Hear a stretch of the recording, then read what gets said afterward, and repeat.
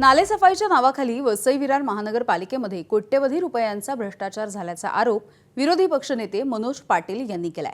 36 लाख रुपये किमतीच्या मशीनसाठी 38 लाख रुपये भाडं देण्यात आल्याचा गंभीर मुद्दा त्यांनी उपस्थित केला। मात्र महानगरपालिकेने हे सगळे आरोप फेटाळून लावले।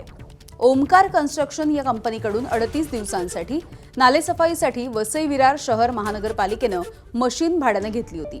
मात्र त्या मशीनची बाजारभावामधली किंमतच कमी असल्यामुळे हा व्यवहार संशयास्पद असल्याचं मनोज पाटील यांचं म्हणणं आहे।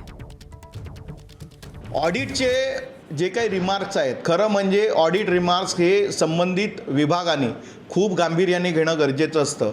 परंतु केवळ ह्याच विभागात नाही तर अनेक विभागांच्या बाबतीत अत्यंत गंभीर ऑडिट रिमार्क आहे। ते CAG मध्ये आहेत, ते लोकल फंडामध्ये आहेत, पण त्या सगळ्या कुठल्याही रिमार्कचा काही दखल घेतली जात नाही आणि एका बाजूला गंभीर रिमार्क आहेत, दुसऱ्या बाजूला त्याच पद्धतीच्या चुका वारंवार होत आहेत आणि त्याच्यामध्ये कोट्यवधी रुपये हे नागरिकांचे काय म्हणतात ते की वाया जात आहेत।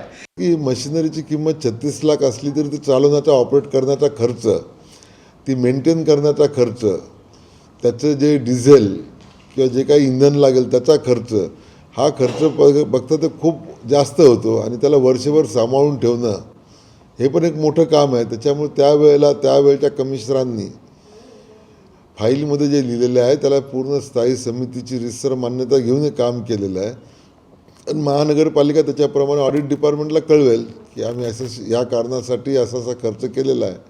ऑडिट डिपार्टमेंटने ते मान्य केलं, ते विषय संपतो। ABP माझा, उघडा डोळे बघा नीट।